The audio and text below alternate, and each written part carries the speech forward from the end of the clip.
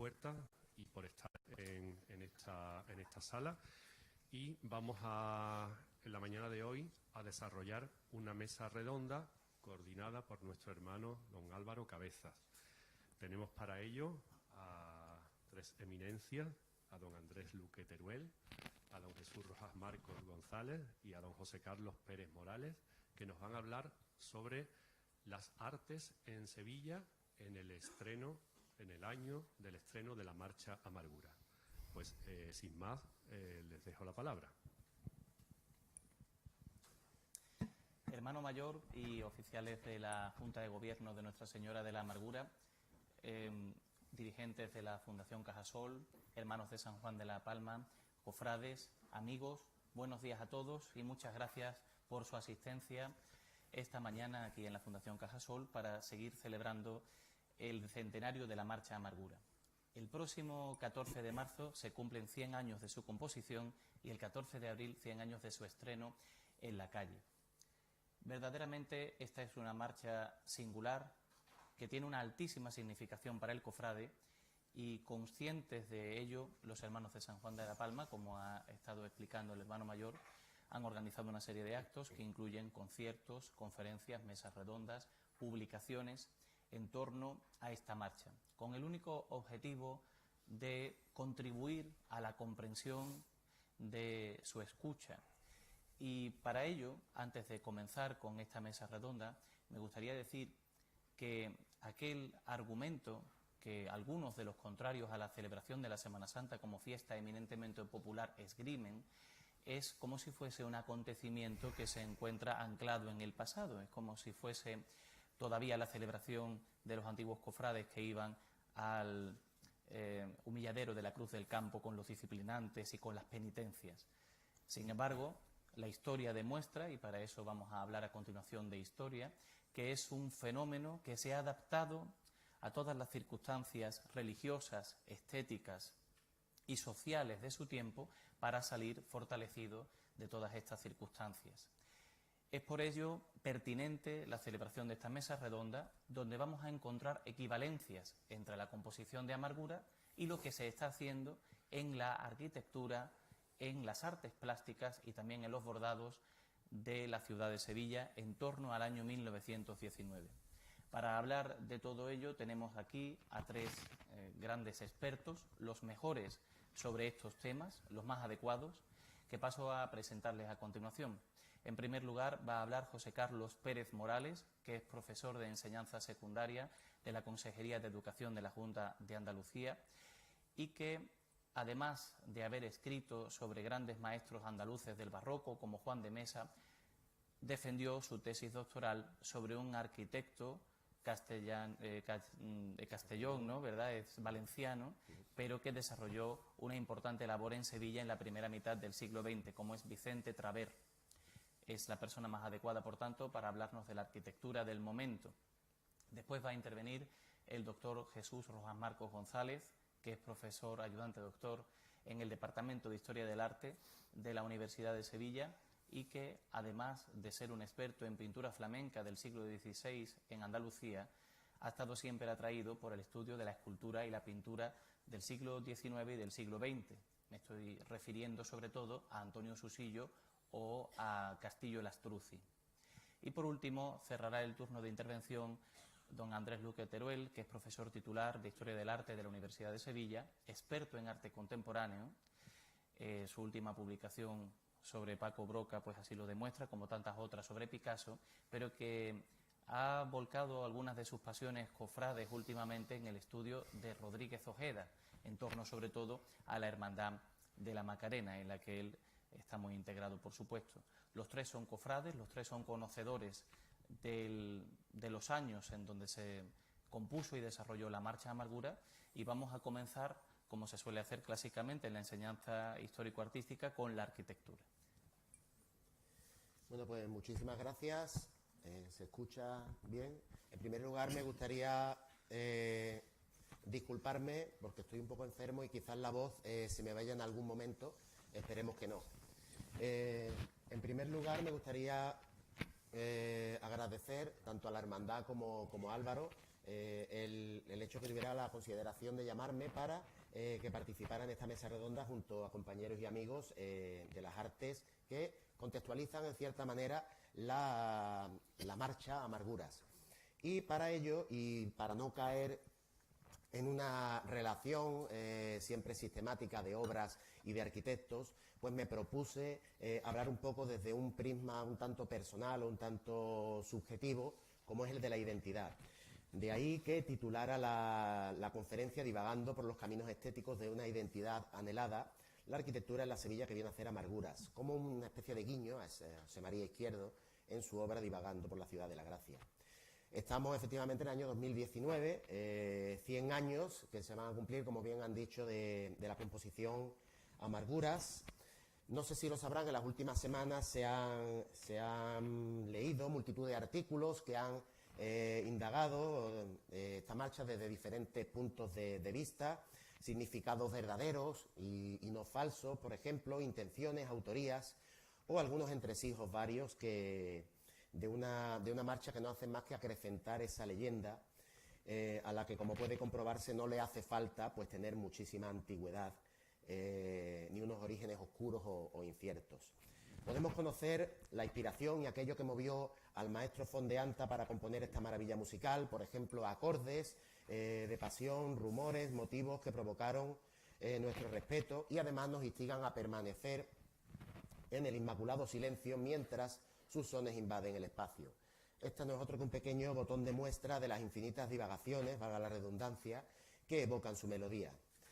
Pero en este prisma, a través del cual podemos atisbar esta polisemia de amarguras, hoy destacaremos un aspecto específico desde donde desarrollar nuestro, espero, breve discurso, y es su consideración por muchos como himno de la Semana Santa de Sevilla. Con tal denominación se define una composición musical emblemática además de una colectividad a la cual además identifica, y ese es el término o la palabra que me gustaría destacar. Resulta obvio que en el crisol mental que emerge con tan solo escuchar el comienzo de la pieza nos evoque todo este discurso personal. Precisamente eso es la base de mi discurso, la identidad, ese conjunto de rasgos propios de un individuo o de una comunidad que lo caracterizan frente a los demás. Bien es cierto que muchos de estos rasgos son heredados o innatos, pero la influencia del entorno es un factor decisivo para su conformación. Sin embargo, cuando transgredimos este terreno de la individualidad y ampliamos nuestros horizontes de actuación a límites, si es que existen, de una colectividad, pues los matices considero que cambian. Es ahora cuando el pasado surge, fluye, rellenando todos y cada uno de los recovecos que conforman aquello que nos distingue como pueblo, la historia, la tradición, las costumbres y, en resumidas cuentas, nuestro sello cultural.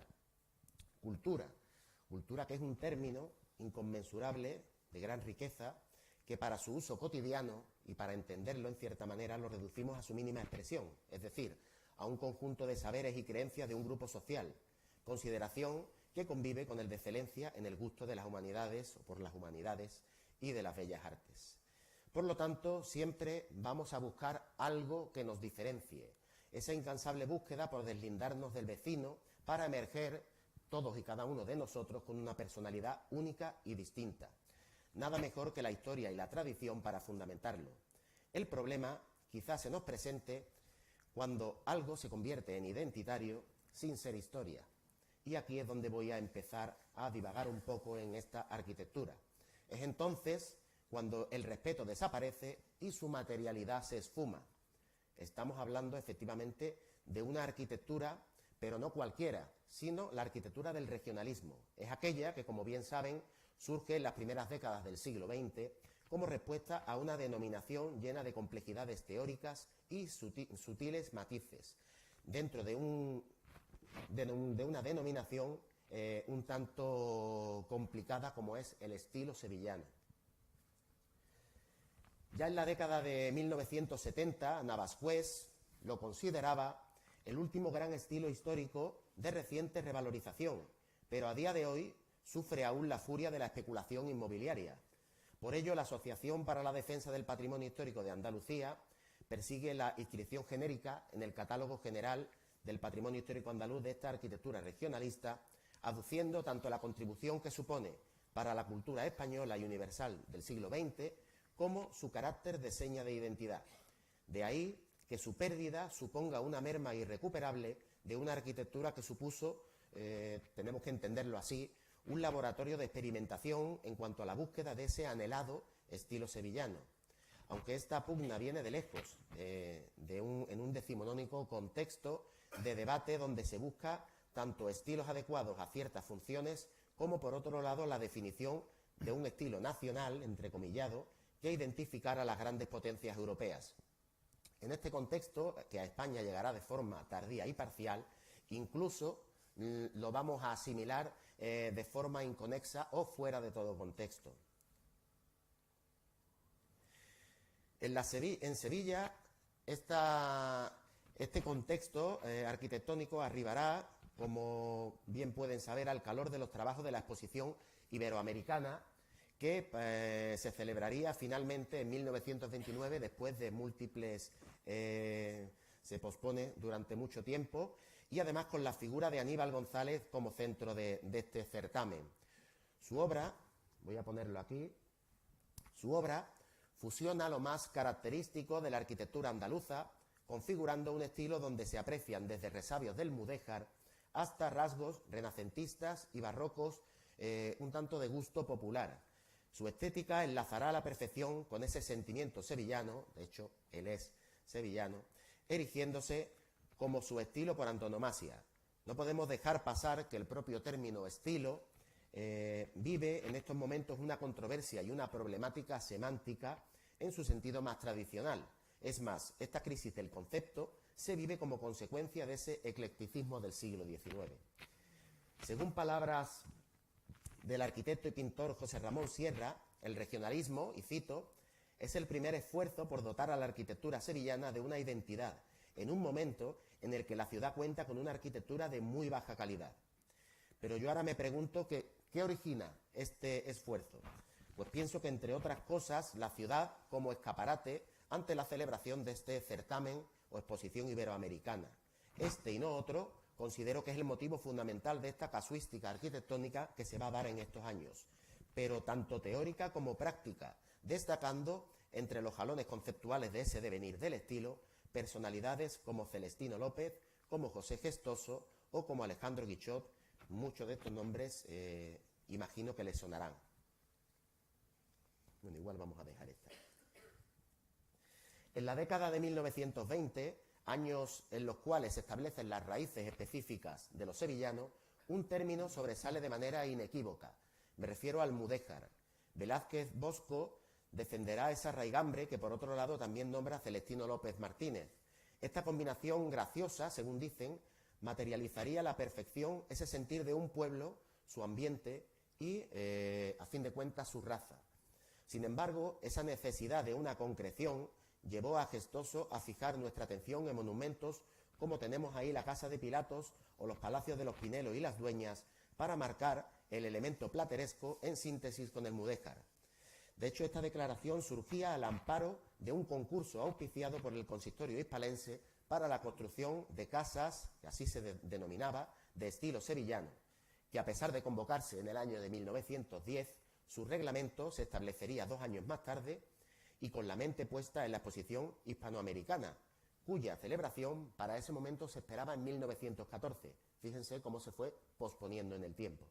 De este modo se instaba a fundamentarnos o fundamentarse en nuestros órdenes decorativos e históricos, pero quedando excluido el estilo modernista. Y esto es muy sintomático como algo que no es identitario de nuestra tierra. Y de hecho aquí el propio Aníbal González tiene ejemplos bastante interesantes. Estos ensayos regionalistas que se admiten a concurso derivan de las directrices ya citadas. El caso del arquitecto Espiau, José Espiau, que sigue muy de cerca los modelos mudéjares y platerescos. Su estilo se encuentra cuajado de notas ornamentales que dan como resultado algo que parecería pomposidad, pero curiosamente su estilo para el edificio de la Compañía de Seguros La Catalana sería descalificado por considerarse que su estética suponía un puente entre lo sevillano y lo catalán. Por su parte, en José Gómez Millán primó la composición sobre lo decorativo, lo que derivó en una elegante sobriedad. Asimismo, los ejemplos de Juan Talavera irán desde los ensayos en ladrillo con ornatos cerámicos de inspiración modernista, ya vemos que se salta un poco las reglas, pero él lo vira hacia otro corte que podríamos denominar neorrenacentista, pasando también por proyectos con ornato de mudéjar de yeserías, aunque estos últimos son bastante escasos. Y también tenemos a Antonio Arévalo, que interviene en este concurso, el cual concentra sus esfuerzos en las fachadas para dotarlas de un simbolismo en base a la composición y detalles decorativos. Finalmente, el propio Aníbal González nos muestra una inspiración, como no podía ser de otra manera, neomudéjar, con elementos del Renacimiento español, aunque sobre todo en perfecta simbiosis, como propugnaba Guichot, del islámico, del gótico y renacentista, es decir, lo que él mismo consideraba el estilo sevillano. Este concurso, del que tenemos en la pantalla dos ejemplos, terminó en octubre de 1914, pero no supuso el acicate arquitectónico y estético que se esperaba para la exposición, debido por un lado a su gradual retraso cronológico. Sí que es verdad que, a pesar de caer prácticamente en el olvido, mostró al menos el interés de arquitectos y promotores por intentar conseguir una arquitectura que en cierta manera comulgara con el espíritu de la urbe, esa función social que José María Izquierdo achacaba a esta práctica. A pesar de ello, la iniciativa sí tuvo cierto eco y además en un contexto nacional. Recordemos que entre los días 12 y 19 de septiembre de 1915 se celebra en San Sebastián el VI Congreso Nacional de Arquitectos. Especialmente interesante son las conclusiones que emanan del tema quinto, cuyos ponentes fueron Aníbal González y Leonardo Rucabado, y que llevaba por título Orientaciones para el resurgimiento de una arquitectura nacional. Les voy a citar la segunda de las orientaciones, que nos dice: siendo la arquitectura un arte tradicionalista, puesto que tiende a perpetuar las formas pasadas, modificándolas constantemente según los gustos y las necesidades sociales de la época, es muy conveniente para la buena orientación de la arquitectura nacional el estudio de nuestros estilos históricos, por constituir la interpretación española en cada época del arte arquitectónico. De igual modo, se instaba a los ayuntamientos a imitar este ejemplo que se había llevado a cabo en Sevilla. Nos decía, con el fin de fomentar la edificación de un estilo regional. Se ha establecido un concurso con honrosos premios para las edificaciones inspiradas en estilos tradicionales de la región. En tal año ya se había iniciado la magna edificación, como tenemos aquí. Ahí está. De la Plaza de España, al calor de las directrices de este resurgimiento y, por otro lado, revalorización del pasado renacentista. El propio arquitecto nos confiesa en sus escritos que el Renacimiento español había sido su fuente de inspiración, aunque pretendiendo modernizarla. Igualmente servirá como base para su pabellón en la Plaza de América, paradójicamente enfrentado con el de Raigambre Mudéjar. La estela que fueron marcando estas circunstancias la recoge en cierto modo Alejandro Guichot, a quien debemos, si es que podemos denominarla así, la codificación del estilo. Entre los años 1925 y 35 se fecha, como tenemos ahí en la pantalla, su Cicerone de Sevilla, obra en la cual realiza una clasificación de la arquitectura del Renacimiento en nuestra ciudad. Así la divide en tres etapas: primero la plateresca, luego la peculiar sevillana y la grecorromana restaurada. La segunda, que define como una modalidad local nacida de una sucesión de combinaciones ornamentales que se basan en construcciones musulmanas y cristianas, algo muy fácil de entender, como habéis visto, armoniza con el mudéjar, con el arte ojival y el estilo plateresco. No obstante, su férvida devoción por Aníbal González le había llevado a considerar como el mejor ejemplo del moderno estilo sevillano la obra de la Plaza de España, que, la vuelvo a repetir, cuya estética él la encontraba más cercana a las tesis neobarrocas. Al igual que Gestoso, Guichot no aceptaba el viraje de la arquitectura regionalista sevillana hacia prototipos de los siglos XVII y XVIII. Bien es cierto que la vuelta a los modelos propugnados en el barroco, los escritos de Otto Schubert y el citado José María Izquierdo, tuvieron una especial relevancia. Y finalmente voy a terminar con este ejemplo, porque quizás una de las empresas que mejor refleje esta búsqueda de lo identitario sea esta arquitectura que tenemos aquí en pantalla, el Hotel Alfonso XIII, pero no la construcción en sí, sino la disputa estética que surge entre Vicente Lampérez, que era un miembro del jurado del concurso, y el arquitecto Vicente Traver, que, como bien ha comentado Álvaro, pues he tenido la suerte de indagar su archivo personal y elaborar esa tesis doctoral. Pues gracias a esos datos, Traver conocemos que fue arquitecto finalista del concurso. Esto se los traigo porque son interesantes las apreciaciones en cuanto a lo sevillano, que es lo que me interesa. Traver remite una carta a Lampérez, que fue su maestro en la Escuela de Arquitectura de Madrid, y manifiesta el desacuerdo con el fallo del jurado, y declara ciertas valoraciones acerca del proyecto ganador de su colega José Espiau. El arquitecto madrileño contesta del siguiente modo, y estos son palabras de Vicente Lampérez. Lo que me dice usted de que Guadalquivir, que era su proyecto, es barroco mudéjar, poco sevillano no es justo. Que sea barroco mudéjar será un defecto ante la arqueología pura, pero no ante el efecto de visualidad y belleza locales que se busca en ese hotel. No se trata de un examen de historia del arte, sino de una adaptación de temas locales, y eso sigo creyendo que es un acierto en el Guadalquivir. Sin embargo, el proyecto ya se había expuesto varios años antes. El hotel, además, en la revista de la Bética, se había erigido en bandera de ese neobarroco. Nos dice la revista, la evolución del arte y de la sensibilidad trae consigo una diferente manera de expresión, pero a través de estas evoluciones hay elementos, productos de la raza y del medio ambiente, que son fundamentales. El artista no puede olvidar en la composición de sus obras. Las casas de los puertos, los palacios de Écija, de Osuna, los cortijos de las llanuras sevillanas, edificios todos vivos, serán, entre otros muchos, fuentes de inspiración para quien desee componer una arquitectura moderna sevillana, pero de acuerdo con la naturaleza grande, magnífica y todavía más que risueña, sin necesidad de buscar en los monumentos mudéjares y platerescos detalles y elementos transitorios con los cuales disfrazar sus obras. Por ello, y les repito, ese proyecto de hotel supone la primera formulación integral de ese regionalismo neobarroco.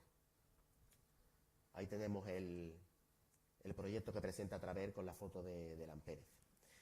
Uno de los aspectos más curiosos de este proceso estético del regionalismo en nuestra ciudad es la conversión precisamente al neobarroco. Cierto es que, a diferencia del siglo XVI, la coyuntura histórica de los siglos posteriores, el XVII y el XVIII, no fue la más propicia para promover este resurgimiento, pero la revalorización de este barroco se da gracias al elogio de las virtudes estéticas por parte de, por ejemplo, Mélida. De este modo, como ven, se fue generando un rico sustrato donde el Ateneo sevillano adquiere un peso trascendental. Las teorías regionalistas de José María Izquierdo, de Guichot o de Blas Infante adolecían de la necesidad de dotar de un ideal a Andalucía, para o con el fin de conseguir ese renacimiento. Sevilla, como ente intelectual, cultural, social y artístico en la búsqueda de sus raíces y su correcta plasmación arquitectónica. De hecho, un regionalismo que congrega en Córdoba una asamblea cuyo manifiesto germina precisamente en 1919, cuando los sones de Amarguras impregnaban por vez primera el aire hispalense. Muchas gracias.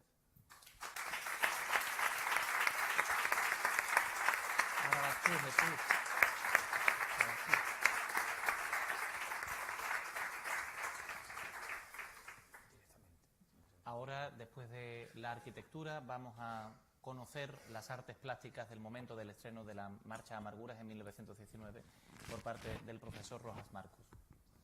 Ilustrísimo hermano mayor de la Hermandad de la Amargura, queridos compañeros en la docencia y en la investigación, queridos amigos, todos presentes, muchísimas gracias.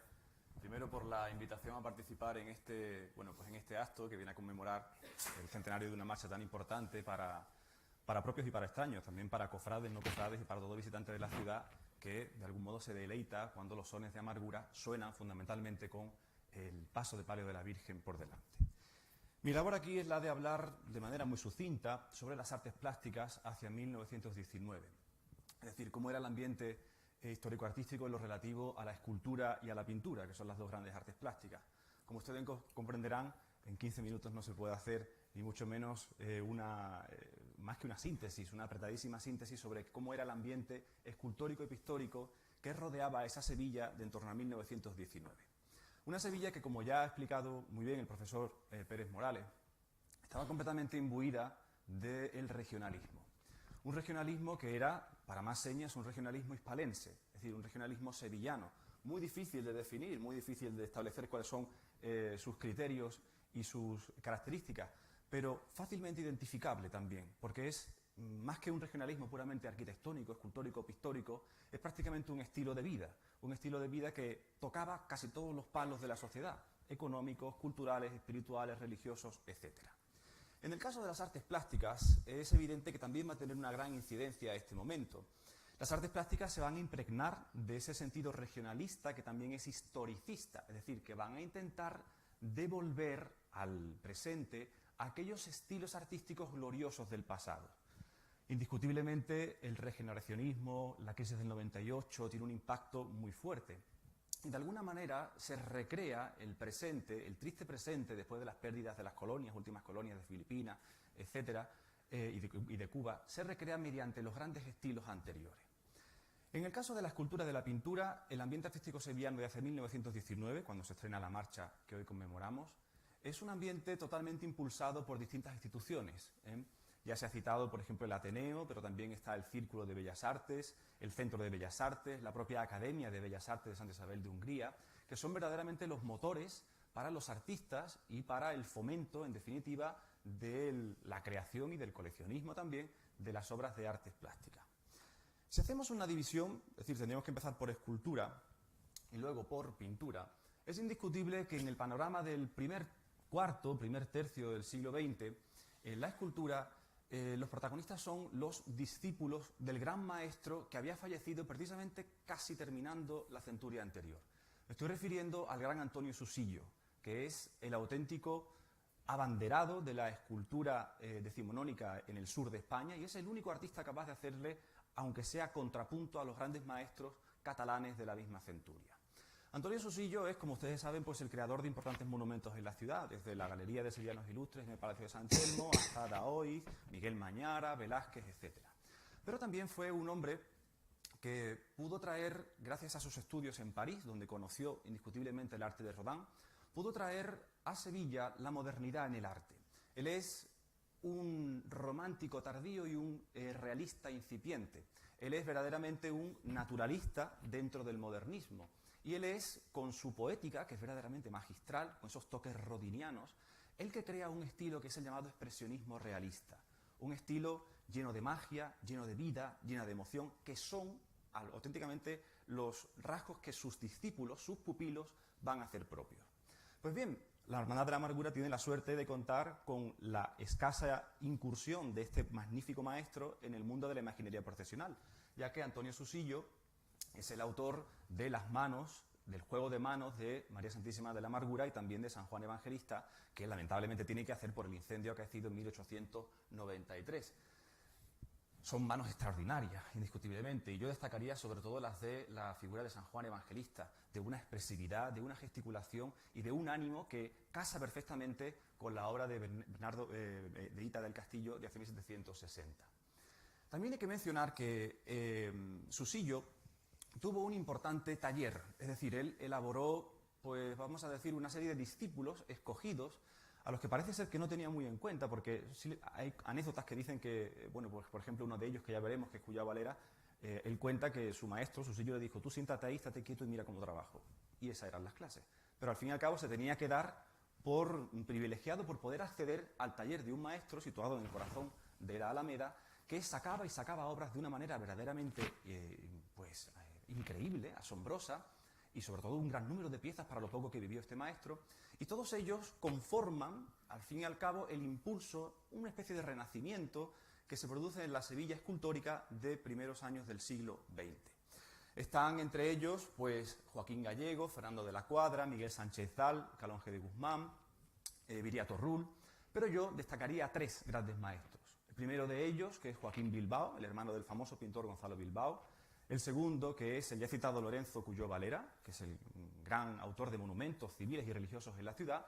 Y el tercero es Antonio Castillo Lastruzzi, que es un autor muy interesante.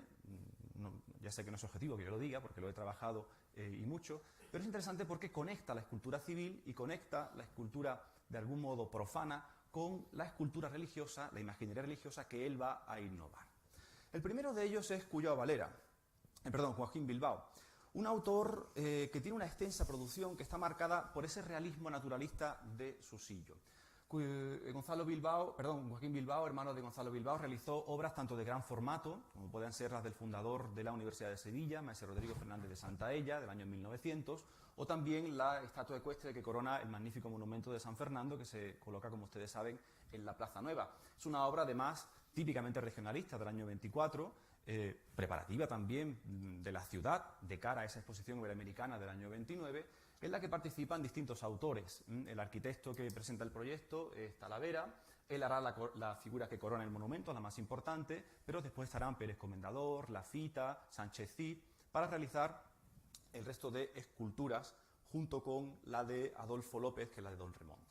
También cultivó el retrato y cultivó indiscutiblemente la imaginería religiosa.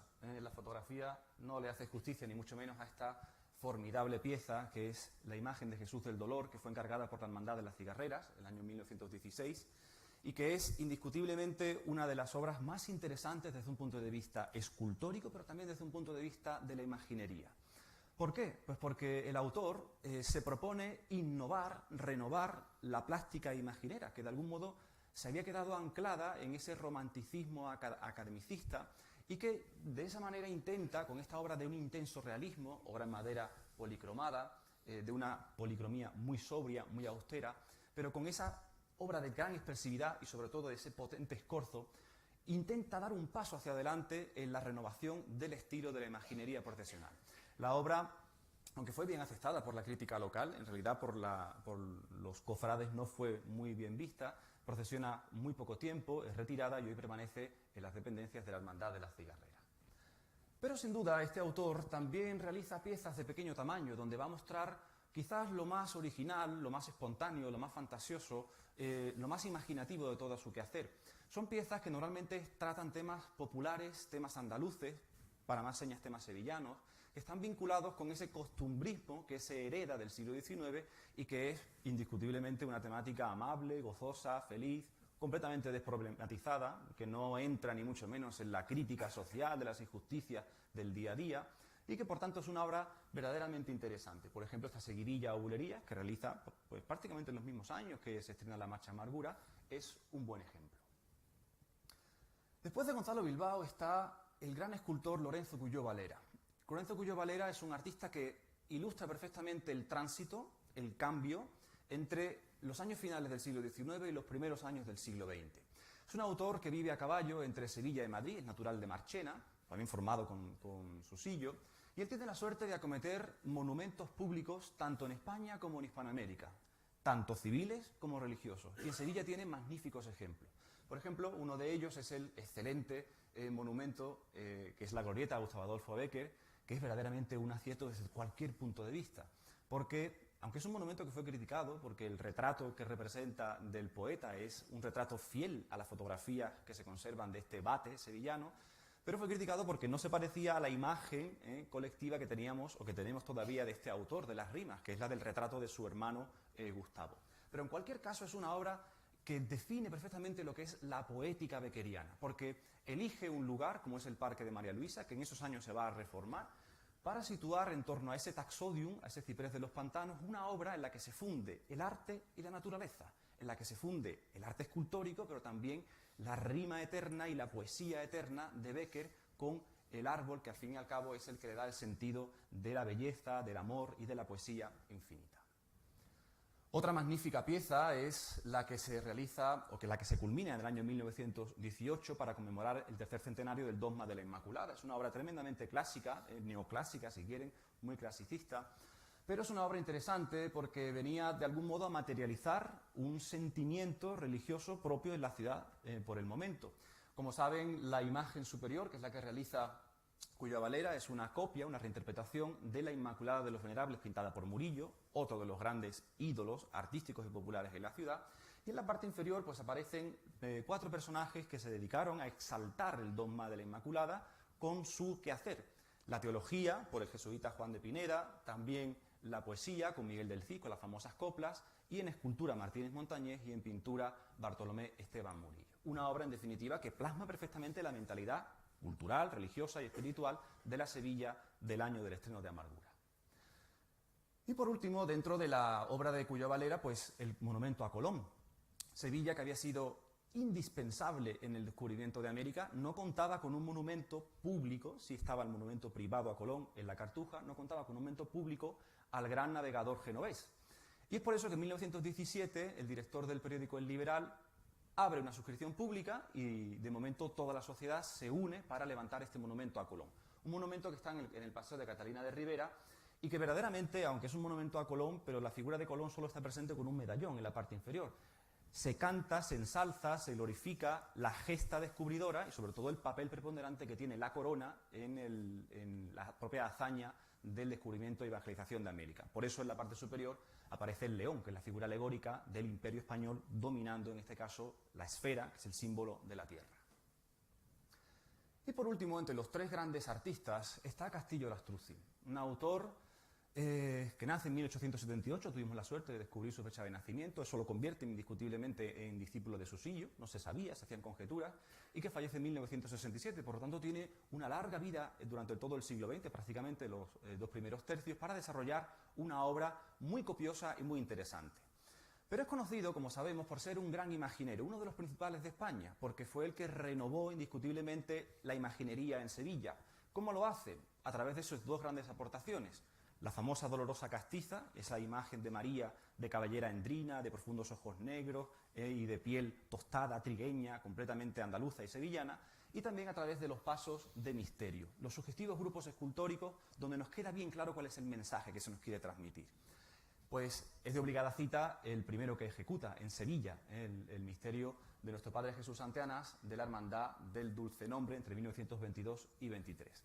Curiosamente, Castillo Lastruzzi ya había colaborado con anterioridad para las hermandades sevillanas. Hasta el momento, la primera fecha que tenemos, casualmente, es de 1919, el mismo año en que se estrena la Marcha Amargura, y es precisamente para la Hermandad de la Amargura, donde acomete esos relieves broncíneos que desaparecieron en 1936, pero que en origen decoraban el antiguo paso de Cristo del titular de la cofradía. También Castillo Lastruzzi tiene la suerte de hacer obras regionalistas, como por ejemplo la famosa glorieta dedicada al poeta y periodista écijano Benito Mas y Prat, que es una obra muy interesante, en la que él se limita a hacer el busto marmóreo del centro que está sobre el pedestal, en la hornacina. Pero es interesante porque es una obra colectiva. Aníbal González, el gran arquitecto del regionalismo, es el que realiza esta planta semicircular, como ven, labrada en ladrillo tallado, con los asientos en hierro forjado, la decoración de azulejos de la fábrica de Ramos Rejano, con pinturas de Enrique Orce, donde se representan escenas de García Ramos. En definitiva, es una obra que recoge y cristaliza perfectamente el espíritu regionalista del momento. Junto a Castillo Lastruzzi y junto a los discípulos de Susillo, hay otros autores, indiscutiblemente. Autores que de algún modo también impulsaron la historia del arte de la escultura en Sevilla por estos años, aunque no directamente vinculados a Susillo. Por ejemplo, Adolfo López es el encargado de desarrollar el eclecticismo decorativo o el revivalismo ornamental. Por ejemplo, también Delgado Brackenbury es autor de numerosas fuentes para la exposición iberoamericana, con ese heroísmo clásico que tiene en su obra. O uno de los autores que yo quiero destacar es Agustín Sánchez Cid, que realiza uno de los monumentos más interesantes en toda la ciudad, que es el monumento dedicado al gran escultor Juan Martínez Montañés, y que es él, el autor, uno de los abanderados del humanismo mediterráneo, en el que también estuvieron otros grandes artistas como Lafita, como Pérez Comendador, que es quizás el autor más internacional de nuestros escultores del momento, y también el famoso escultor imaginero Antonio Illanes, que tiene una enorme producción en la imaginería porque tiene un gran éxito. Las únicas incursiones en el ámbito de la vanguardia las realiza Manuel Echegoyen, pero siempre de una forma tímida, de una forma esporádica y sin un gran avance estilístico. Vamos a hablar ahora de la pintura, siempre de esto dentro de esta síntesis tan rápida de las artes plásticas en torno al año 19. Es indiscutible que los pintores, los protagonistas de la pintura en torno a 1919, son maestros de entre siglos. Y a ser maestros de entre siglos son maestros también eclécticos, que lo mismo se adaptan a un género que a una temática, que a un asunto con independencia de su propia formación.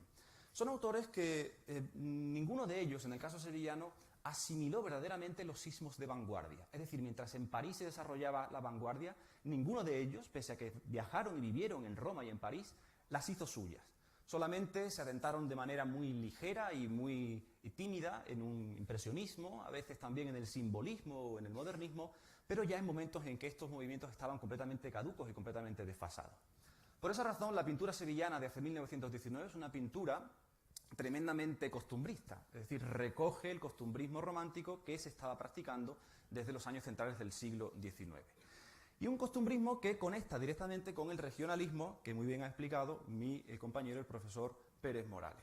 De esta manera, la pintura sevillana del momento es una pintura luminista, preocupada por los distintos efectos de la luz, de la sombra, muy colorista, pero al fin y al cabo una pintura que no avanza desde un punto de vista temático y solo lo hace desde un punto de vista técnico. Es una pintura que poco podía ofrecer ya en cuanto al asunto, propiamente dicho, pero que sin embargo sirvió de argumento, sirvió de acicate para estos pintores que todavía tenían en la clientela local, pues de algún modo su salida, lógicamente, profesional. Yo quiero destacar entre todos los pintores, porque son muchos, no podemos hablar de todos, quiero destacar tres. Y el primero de ellos es Gonzalo Bilbao, que es verdaderamente el auténtico maestro de entre siglos. Es decir, es la figura sin la cual no se entiende el desarrollo de la pintura sevillana desde los años finales del siglo XIX hasta el año de su fallecimiento en 1938. Él es un magnífico dibujante, es un espléndido colorista, es un autor de un tratamiento del pincel verdaderamente suelto y sobre todo de una capacidad para tratar los temas costumbristas con objetividad y sin ningún tipo de, vamos a decir, de esperpento, es decir, sin caer en los temas manidos, sino hacerlo con una personalidad propia. Y su obra más interesante, indiscutiblemente, es la de Las cigarreras, que firma en el año 1915. Es su obra cumbre, como lo prueban la magistral composición, que es de estirpe velasqueña, se está inspirando en un paisano suyo y nuestro, que es Diego Velázquez. Es también una obra espléndida por supuesto, por el asunto en sí, que es muy popular. También por la captación atmosférica, la forma en que recrea esa sensación de atmosférica del fondo, indiscutiblemente por la riqueza cromática y por la combinación entre realismo y luminismo. Es una obra que le valió el reconocimiento solo popular, porque es una obra que no fue premiada en la Exposición de Bellas Artes de ese año y que cuando el autor, curiosamente cuando regresa a Sevilla, es agasajado y homenajeado por propios y por extraños, es decir, tanto por las élites sociales como por las propias cigarreras que se encargaron a su vez de fotografiarse con él, de comer con él, etcétera, etcétera. Es una obra muy representativa de lo que es la Sevilla pictórica del momento. Después de Gonzalo Bilbao podríamos hablar de un gran paisajista, como es Manuel García Rodríguez, un autor del que sabemos que tenía una personalidad de un temperamento nostálgico, de un hombre refinado, exquisito, tímido, reservado hasta la saciedad, y que eso le permitió proyectar esa personalidad en sus paisajes.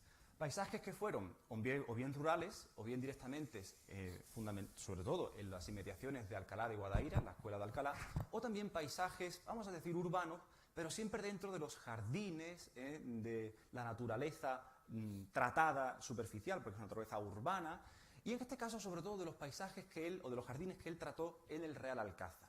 Aquí vemos una muestra exquisita, como es el jardín del Marqués de la Vega Inclán, en el Alcázar sevillano, donde él pues conjuga sabiamente la interpretación monumental. Vemos la puerta de Marchena con la torre del enlace y el estanque. Vemos también la insoslayable Giralda, que es el símbolo de la ciudad por antonomasia, nuestro icono, y también conjuga esta monumentalidad con los efectos cromáticos que le facilita, por ejemplo, el tratamiento de la luz, el tratamiento de las flores, el tratamiento de la vegetación, los reflejos en el estanque y, sobre todo, prácticamente la ausencia de figuras. Hay únicamente dos señoras con un niño al fondo, con lo cual la sensación de calma, de serenidad, de espiritualidad, de reposo, de auténtica exquisitez y delicia en este autor queda, creo yo, bien representada con esta pintura.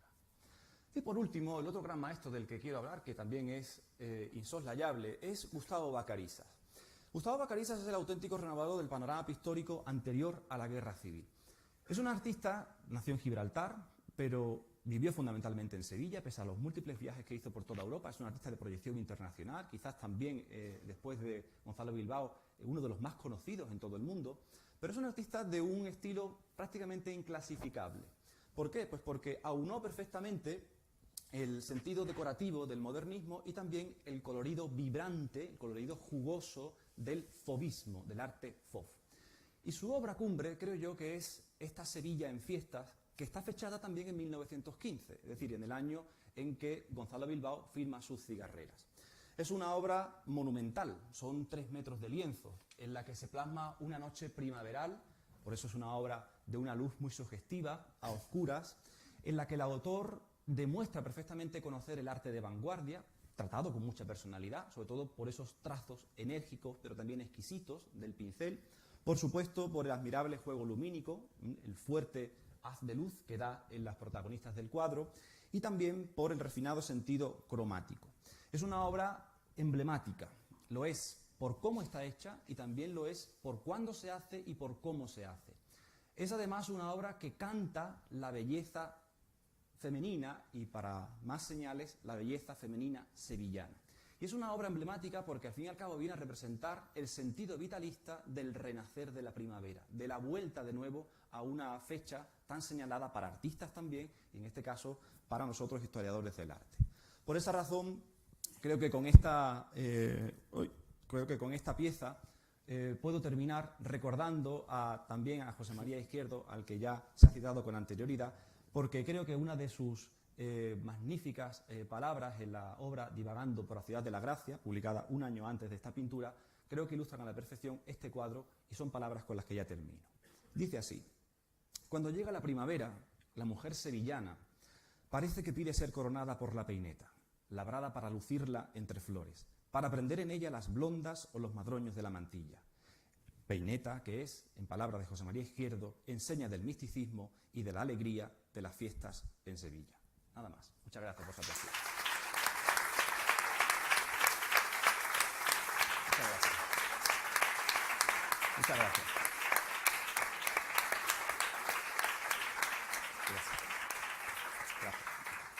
Muchas gracias, Jesús. Ahora vamos a tratar el tema de los bordados de la mano de Andrés Luque Teruel. Muchas gracias. Hermano mayor, miembros de la Junta de Gobierno de la Hermandad de la Amargura, queridos compañeros, señoras y señores, buenas tardes. Yo me voy a permitir un par de licencias antes de empezar a hablar del bordado. Una es muy personal, y es que yo fui un niño de la calle Feria. Nací en la calle Feria y estudié en la calle Sor Ángela de la Cruz. Por lo tanto, mi día a día pasaba invariablemente por el Cristo del Silencio y la Virgen de la Amargura. Igualmente allí tuve compañeros que ahora son hermanos mayores de la hermandad o lo han sido hace muy poco, a los que les voy a pedir aquí una cosa, un favor personal. Es mi segunda licencia y es que le den esta tarde un abrazo muy fuerte a mi amigo de la infancia, Antoñito Ortiz, que sepa que me acuerdo de él cuando vengo a hablar de la amargura. Dicho esto, vamos a ver el bordado. La Hermandad de la Amargura es importantísima en el bordado regionalista, pero bueno, eso no lo vamos a descubrir ahora, eso lo saben todos ustedes. Y lo es por una serie de obras magistrales, absolutamente magistrales. Pero vamos a ver primero cuál es el concepto, qué es el bordado regionalista. Y vamos a descartar algún tópico también, que veo que después de 60, 70 años se sigue repitiendo constantemente en las publicaciones. ¿Qué es el bordado regionalista? Miren, yo he elegido esta obra de Morón. Esto no es regionalista, evidentemente, es un manto asimétrico, es un manto donde no hay establecido ningún eje, ni físico ni virtual. Ahora veremos cómo se pueden establecer ejes virtuales también. O sea, yo puedo no poner algo, pero remitir a ello con un vacío. Aquí no. Las superficies se reparten asimétricamente por todo el manto. Esto es lo que hay en Sevilla en el último cuarto del siglo XIX. En los palios, en los mantos, en absolutamente todas las prendas. Sin embargo, en 1895 va a suceder algo extraordinario, que es la aportación de un diseño de Pedro Domínguez López, diseñará también el paso del misterio de la Quinta Angustia después, un gran escultor madrileño, sobre todo un especialista en decoración, que al diseñar el palio de la Virgen de la Victoria de la Hermandad de la Cigarrera, en el que intervienen Emilia Salvador Ibarra y el propio Juan Manuel Rodríguez Ojeda, pues va a introducir una organización por ejes verticales para dividir en secuencias simétricas toda la superficie. Y no solo eso, sino que también va a sustituir toda esta hojarasca romántica del siglo XIX por elementos tomados de la tradición histórica, en concreto por elementos platerescos y candelieris propios del Renacimiento. Bueno, a partir de ahí, Juan Manuel va a reaccionar.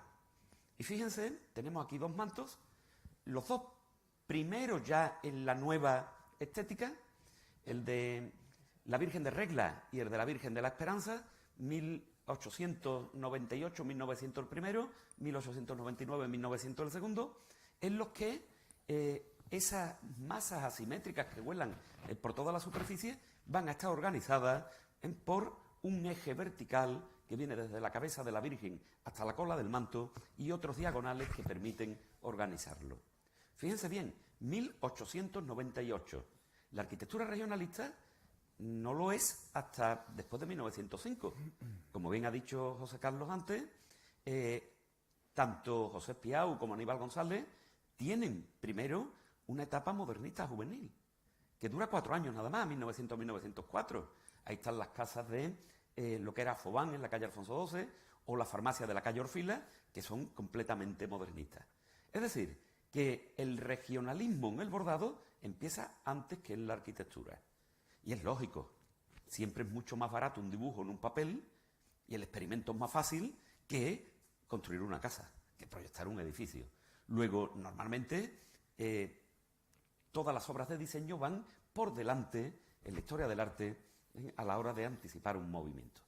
Igualmente, los escultores y pintores, como muy bien ha explicado Jesús, responden a criterios realistas uno, a influencias también internacionales otros, a una no asimilación de la vanguardia, pero sí ciertas inquietudes, mientras que el bordado regionalista muy pronto va a empezar a mirar atrás, a buscar lo mejor de nuestras tradiciones.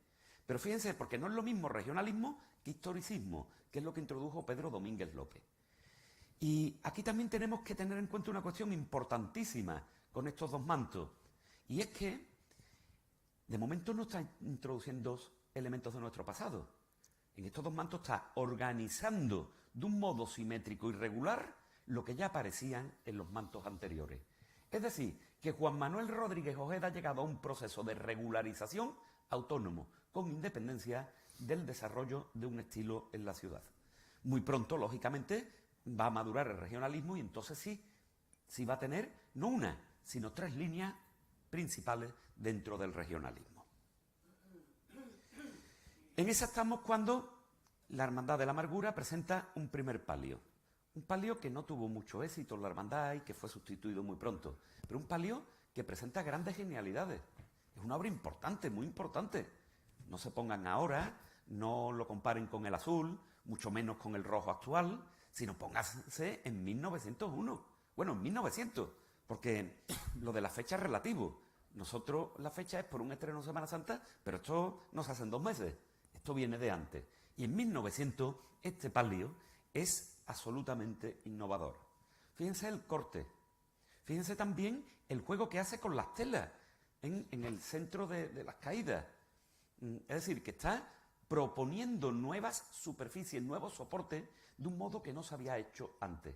Y aquí sí me gustaría advertir una cuestión, que de verdad no lo comprendo, por qué siguen insistiendo en el error. Pero incluso desde centros muy cualificados, siguen repitiendo, Juan Manuel va a aportar el palio de figura en contra de los palios rectos del siglo XIX, contra el palio de cajón decimonónico. Miren ustedes, en el siglo XIX no hay ningún palio de cajón. Si no, díganme uno. El de la Virgen de las Tristezas, que era de la Virgen de Loreto, no era de cajón, era lobulado, era de corte. El de Montserrat es de corte, es lobulado también. El antiguo del Calvario es de forma, es decir, es de corte, tiene sus picos. El antiguo de la Amargura que se quema era también de forma. El de... a ver, que no me repita. El de la Carretería es de forma. El antiguo de la Virgen de la Esperanza es de forma. No hay ni uno de cajón. El primero de cajón será el de la Virgen de la Cigarrera. Y será Juan Manuel Rodríguez Ojeda el que recupere, el que adoptando esa forma que ha recuperado Pedro Domínguez López, la desarrolle con nuevos criterios a principios del siglo XX. Es decir, que es justo lo contrario de lo que nos dicen. Juan Manuel no recupera la forma, no es verdad.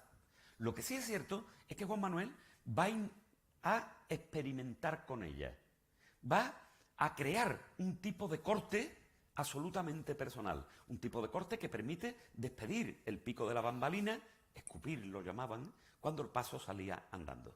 Pasas andando sobre los pies y solo por la inercia natural el pico tiene que salir lateralmente al andar.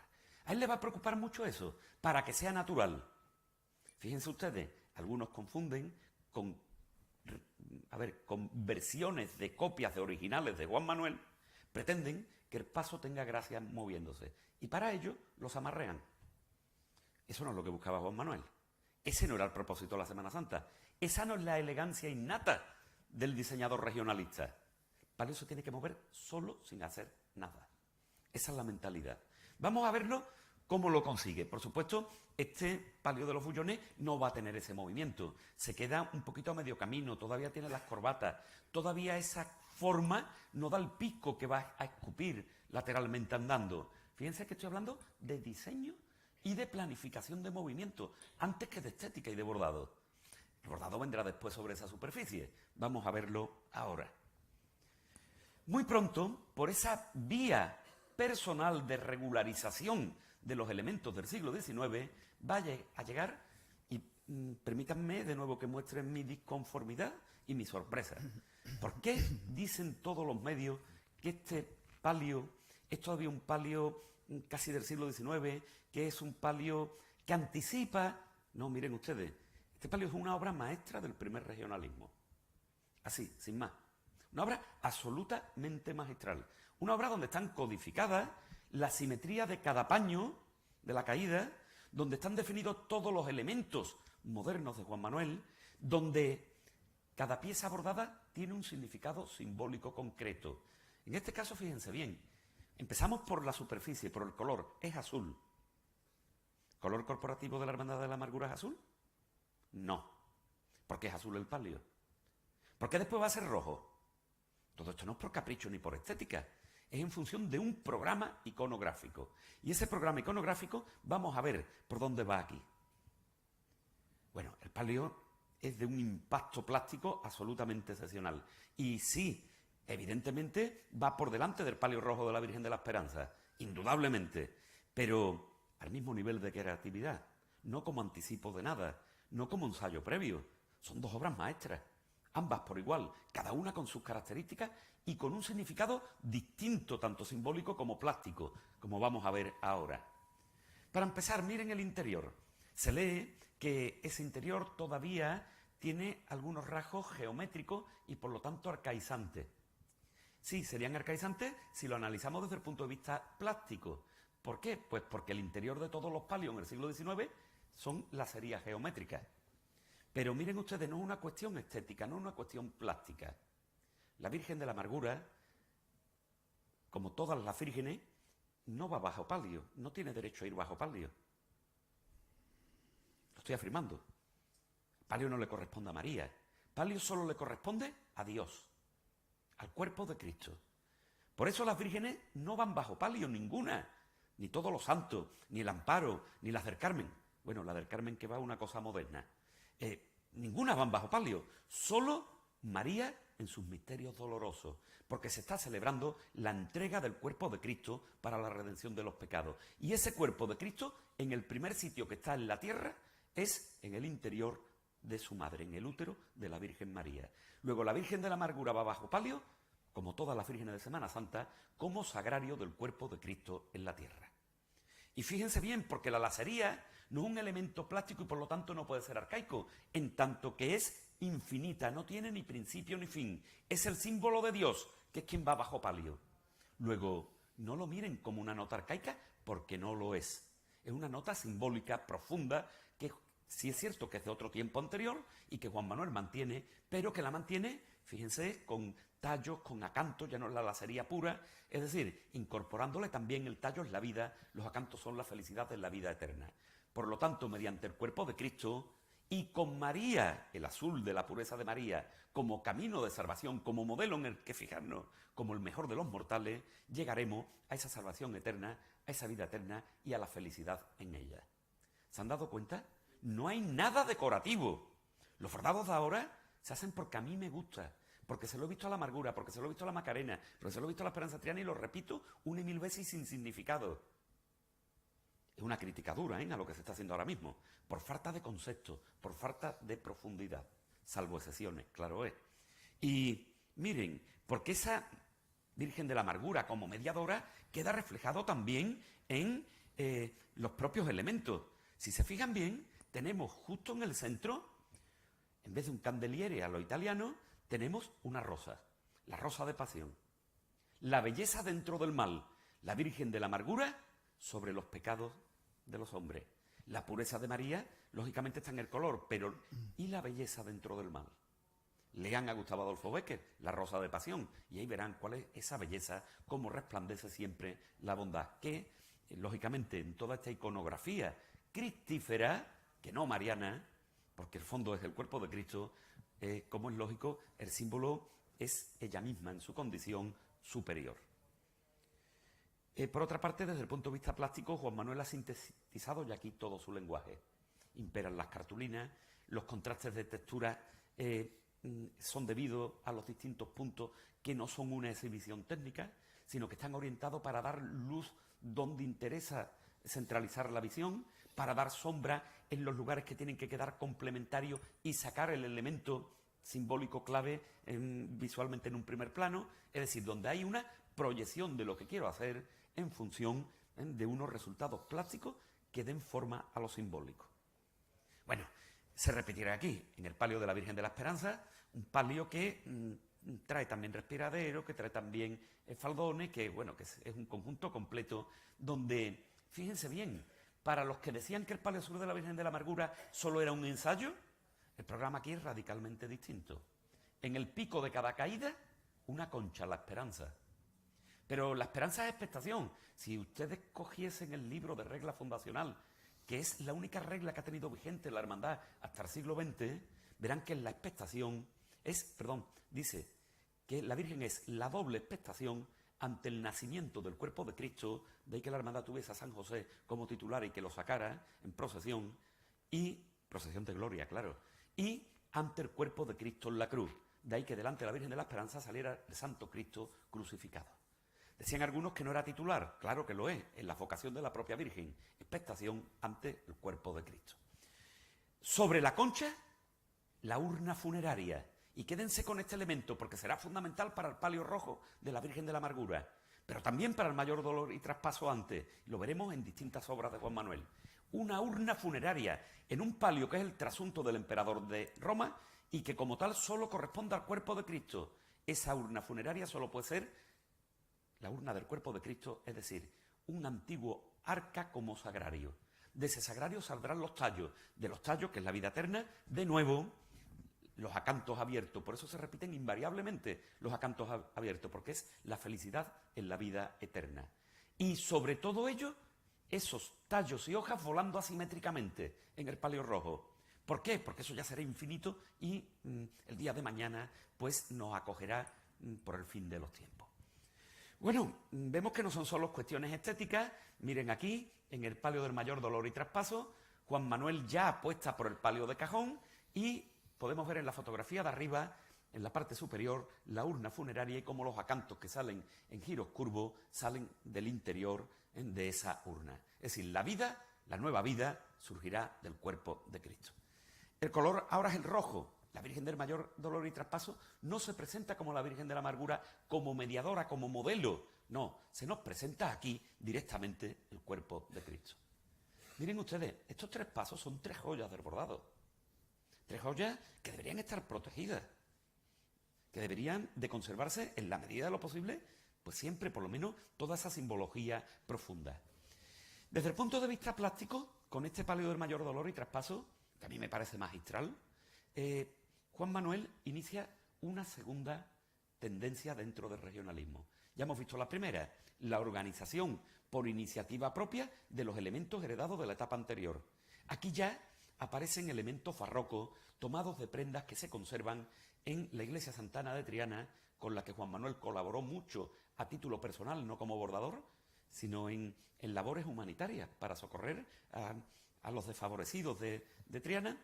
En la parroquia de San Lorenzo, que también frecuentaba mucho, y en la parroquia de la Magdalena. En la catedral también hay algunos, pero no es tan claro que los pudiese conocer. Aparecen organizaciones, es decir, se va a repetir un mismo movimiento, con lo cual genera un ritmo que se proyecta en horizontal.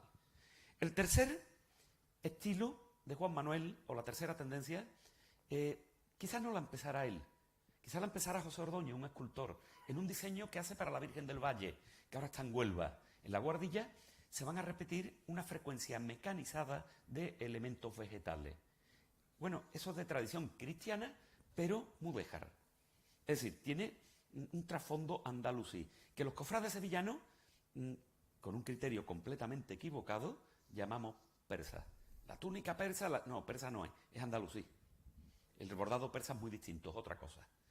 Pues bien, ahí hará Juan Manuel una serie de túnicas, la del Señor del Gran Poder, la del Cristo del Rescate de Granada, y tenemos identificadas dos por fotografía que no sabemos dónde están, pero que en las fotografías se ven que no son estas que hemos citado, porque tienen variantes significativas. Una vez que tiene establecidas estas tres líneas, las va a desarrollar por completo, y fíjense, por favor, esto es importante. ¿Qué bordadores hay ahora mismo y qué líneas siguen? La primera línea va a compartir solo 4 años con el taller de las hermanas Antúnez, que llega hasta principios del siglo XX, que también va a regularizar los proyectos de un modo análogo, con Manuel Bertrán al frente, análogo a la línea que lleva a Juan Manuel al palio azul. También están Miguel Olmo. En Sevilla no sabemos quién es Miguel Olmo, lo confundimos. Cuando hablamos de Miguel Olmo, hablamos, por ejemplo, del palio del Patrocinio, o hablamos de los bordados del silencio, y Olmo había fallecido, no hace esos bordados. Una cosa es el taller de Miguel Olmo, otro es el taller de la viuda de Olmo, y otro es el de los hijos de Olmo. Son 3 talleres distintos. Cuando fallece Miguel Olmo, que hace el manto de la Virgen de los Reyes, que hace lo de los judíos de Jerez, cuando él fallece, sus viudas, con su hijo mayor, abrirán el taller de viuda de Olmo. Y sus otros hijos, el de herederos de Olmo. En ese es en el que trabaja Herminia Álvarez Udel y en el que dirige los bordados Concepción Álvarez, Conchita Álvarez. Ese es el taller que hace esos bordados excepcionales, el tercero, pero los otros 2 no. Y el que convive en este momento con Juan Manuel es el cabeza de familia, el que inicia el taller. También tenemos de Juan Bautista Jimeno, pero ninguno de ellos van a competir con Juan Manuel. O sea, hasta que no esté el de herederos de Olmo, no habrá una competencia comercial, quiero decir, no hablo de calidades artísticas, no habrá una competencia firme y Juan Manuel domina por completo el panorama.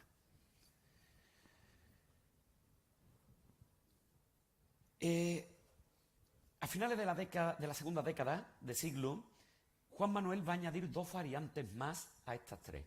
Una será la mirada historicista. Nos dijimos que ya había recuperado modelos barrocos, sí, pero modelos barrocos, digámoslo así, muy sevillanos. Mientras que ahora va a recuperar otras tendencias que lo relacionan con la tabla, con la talla, con los retablos, con otro tipo de producción. Va a ser con la túnica de la rocalla de el Cristo del Silencio. Pero no solo con esa túnica, también va a trabajar la rocalla para el Valle, o va a recuperar modelos góticos para la Hermandad de la Lanzada o de la Iniesta. Esto se sale un poquito de las 3 líneas anteriores, pero le va a dar una gran variedad al taller de Juan Manuel. Y sobre todo, y ya con la competencia del taller de herederos de Olmo, va a incorporar una 5ª línea, una 5ª faceta en la década de los 20. Y es, próximamente va a sacar la universidad un libro, del que soy autor, sobre Juan Manuel Rodríguez Ojeda, donde la Hermandad de la Amargura tiene varios capítulos, como es lógico, porque es fundamental en todo este desarrollo, y lo he titulado, ya que no se había hablado de esto, una variante revisionista. ¿Qué quiere decir esto? Que Juan Manuel, en los años 20, va a rescatar proyectos suyos antiguos de cualquier época, y a partir de esos proyectos antiguos de cualquier época, va a sacar otra cosa radicalmente distinta a lo que hacía entonces. Lo vamos a ver en Triguero, lo vamos a ver en La Cena, Dicen, los libros cofrades dicen, bueno, de momento aparece lo que hacía antes. Sí, pero que eso no es una excepción, que lo va a hacer muchas más veces. Lo hace en el refugio, y lo va a hacer aquí, en el palio rojo de la amargura. ¿Qué tiene el nuevo conjunto? Conjunto excepcional, mantos, sayas, faldones, ropa de San Juan, conjunto completísimo, de lo mejor que se ha hecho nunca en Sevilla. Pero, ¿por qué revisionista? ¿Y por qué ese revisionismo no supone un volver atrás, sino un instalarnos en una nueva línea de novedad? Pues porque va a reasimilar conceptos que él ya le había dado forma de un modo innovador, de un modo muy distinto. Fíjense, en el palio no tenemos esa, digamos, organización, ese aislamiento de cada paño como en el palio azul, sino que además de tener una simetría exacta para cada uno de ellos, hay una, digamos, expansión horizontal que unifica el tejido. Es decir, se hace mucho más denso, impacta mucho más. Para quien no tenga ni idea de bordado, es más rico, hay más oro, más material. Pero esto está sustentado en unos principios regidos por varios ejes. Esto no es fruto de la casualidad ni de ir rellenando, ni mucho menos como se hace ahora, ir agrandando y embasteciendo el bordado. Este bordado es finísimo. La cartulina es cada vez más fina, los elementos cada vez más pequeños, es cada vez más primoroso. Esto se hace simplemente porque utiliza dos patrones de medición, unos ejes verticales y otros virtuales horizontales que van organizando arriba y lateralmente la obra. De esa manera, compactan de un modo excepcional. E igualmente, ya lo había hecho desde el palio de la Virgen del Mayor Dolor y Traspaso. En el interior, también lo había hecho en el palio rojo de la Virgen de la Esperanza, ya no tenemos las lacerías. Ahora tenemos una repetición de lo que pasa afuera. Pero ¿eso minimiza a Cristo? Porque la lacería era por Cristo. Si la quitamos, estamos quitando el símbolo de su cuerpo. No, porque lo primero que hace es adoptar el color rojo. Si no está el símbolo formal, tiene que estar símbolo mediante el color. De ahí la elección del color rojo, tanto para la Macarena como para la amargura. No es cuestión corporativa, sino cuestión de significado. Y fíjense, porque en torno al cuerpo de Cristo, vean la gloria, María como mediadora, y fíjense que hay alrededor los 4 escudos. En la Macarena serán los tetramorfos, es decir, las escrituras que explican todo lo que está contando. Luego, tenemos una evolución que de nuevo va no a anticipar, sino a igualar y a estar a la misma altura que las obras inmediatamente posteriores, como el manto de tisú de la Virgen de la Esperanza, donde tenemos los mismos ejes verticales, los mismos horizontales, y de nuevo que se verá en el manto la rosa de pasión como signo identificativo de su obra. Tenemos aquí, una vez más, el eje central, los 2 diagonales laterales, pero que esta vez no se ven, como en los primeros mantos. No se ven porque salen esas otras ramificaciones que van, digamos, a cuadricular el dibujo y con ello a colmatarlo, anulando el vacío, anulando en la superficie visible. Bueno, es evidentemente un paso evolutivo más, que fíjense en contraste, y acabamos ya con esto, en contraste con una nueva recuperación, la simetría de los faldones, donde se ocupa orgánicamente toda la superficie, como se hacía en el siglo XIX. Pero esto no tiene nada que ver con el XIX. Esto es una absoluta genialidad en que va a ir extendiéndose, llevando ese mensaje que ya teníamos en el palio hasta el nivel de tierra, que no solo cubra a los costaleros, sino el que nos corresponda a todos nosotros como espectadores del paso. Y mientras acabamos con esto, fíjense cómo se completa el diseño fabuloso, excepcional de Juan Manuel. Algunos pensarán, ¿por qué los bordados ahí? ¿Por qué esa organización? Esa organización la vemos continuamente en la pintura islámica. Esa ascendencia remonta a esa tercera línea de la primera época que decíamos de origen andalusí y no persa. Ejes verticales que se repiten 1, 2, 3, 4. Eso está en los palacios abasíes, eso está en los azulejos, pero con elementos ya cristianizados, con elementos de este nuevo lenguaje regionalista y ajustado a todo el perímetro inferior. En tanto que ajustado a una proyección circular es infinito. Miren, ¿se han dado cuenta que en los bordados antiguos el oro solo lo llevan 3 personajes? Cristo, la Virgen como tabernáculo del cuerpo de Cristo y el hermano de Cristo, San Juan.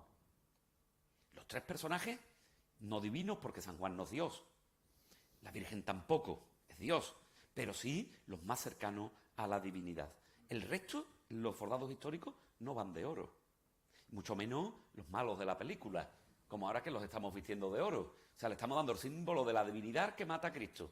Bueno, es que actualmente hemos llegado a un despropósito que sería impensable en época de Juan Manuel.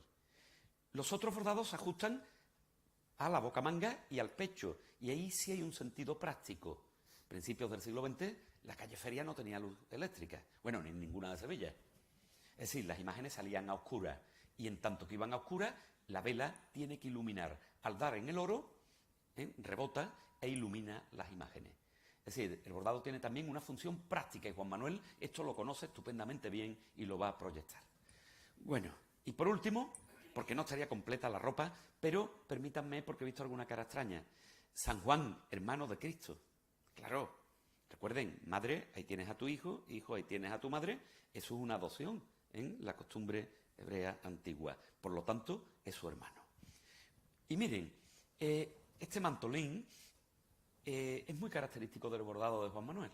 Una organización con una pequeña guardilla perimetral, donde se repite un mismo motivo en horizontal entrelazado.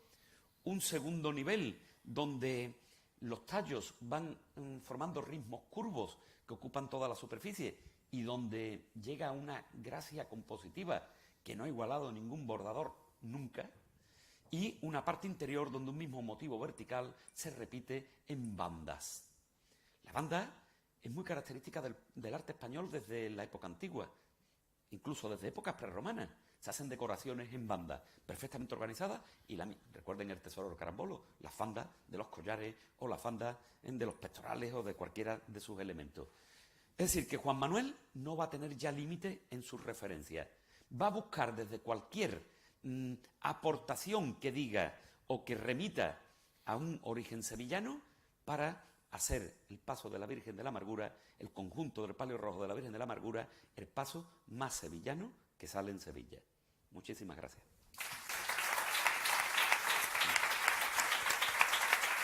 Gracias.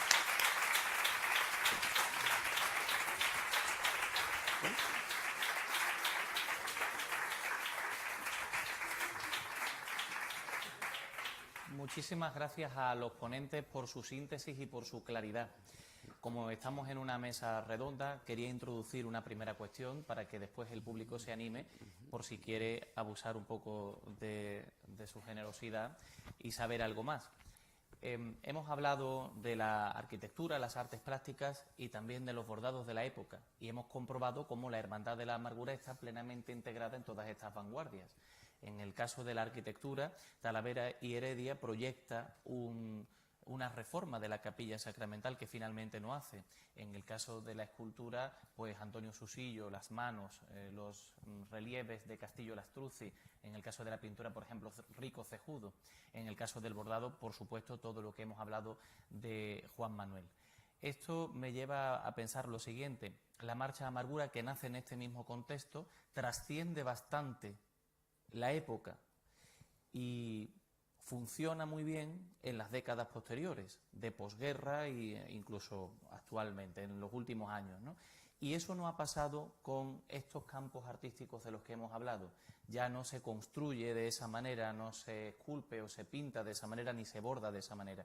¿Por qué ha podido pasar todo esto? Porque la Marcha de Amargura sí ha tenido desde luego una trascendencia y después ha podido ser ciertamente imitada por otro tipo de marchas más solemnes. Pero sin embargo, no sé si es por agotamiento o por atender a unas necesidades distintas por las que ha habido una cesura más limpia en las artes que en la música, ¿no? ¿Tenemos alguna opinión a este respecto? Yo sí, pero es muy dura. Vamos a decir la verdad. ¿La verdad? ¿Quieren que diga lo que pienso? Pues ha analizado la Semana Santa de una forma...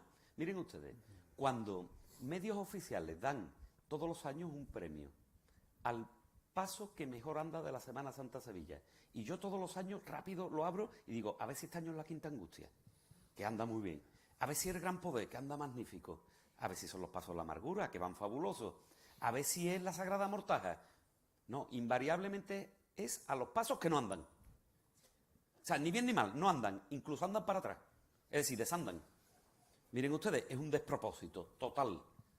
Total, cuando la Semana Santa se convierte en una coreografía de 40 señores haciendo un costerito o haciendo don ping pong con el paso, o sea, más duro no puedo ser, ¿eh? Porque es lo que pienso. Pues resulta que es un signo externo de cómo se ha perdido el concepto. Y de una decadencia profunda que se tiene que ver en toda la Semana Santa. Así de claro.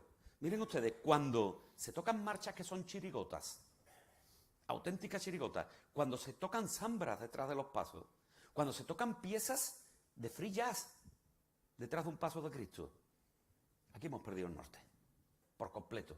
Cuando se viste a un Cristo de blanco, que no sea el del desprecio de Herodes, que es despreciado como un enajenado, tal y tal, y hay que vestirlo de blanco, primero, no tienen ni idea de lo que están haciendo. Segundo, le están faltando respeto a la Hermandad de la Amargura, que es la única que puede ir de blanco, y la cena.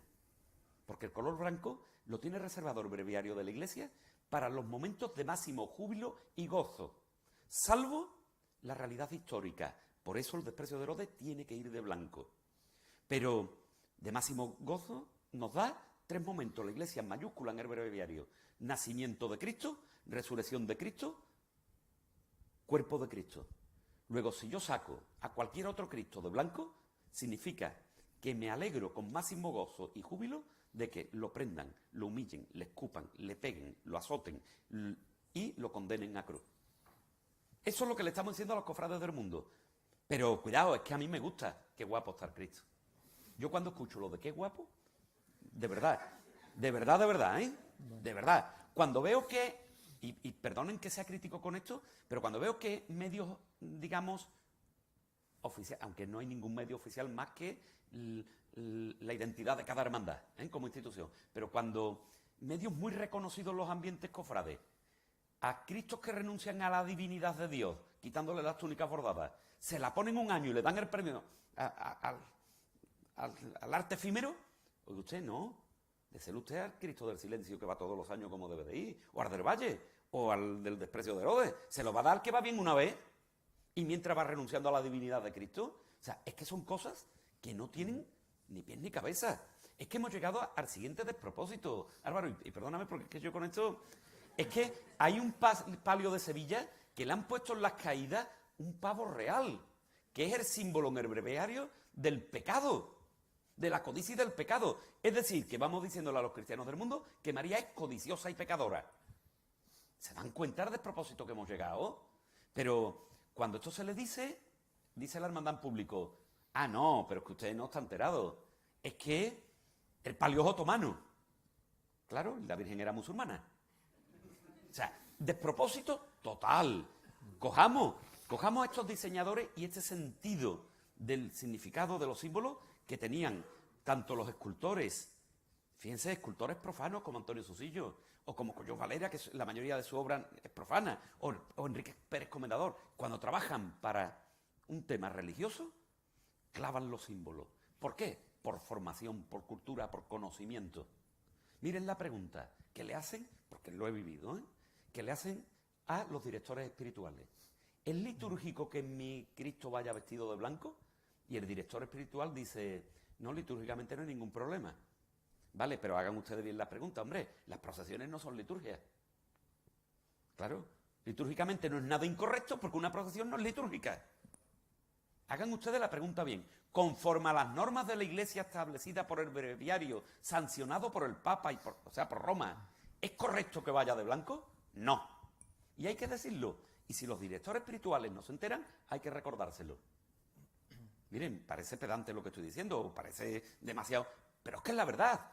Es que si se ponen con una vara delante del paso, diciendo que se alegran con júbilo y gozo de lo que le está pasando a Cristo, están incumpliendo con la norma.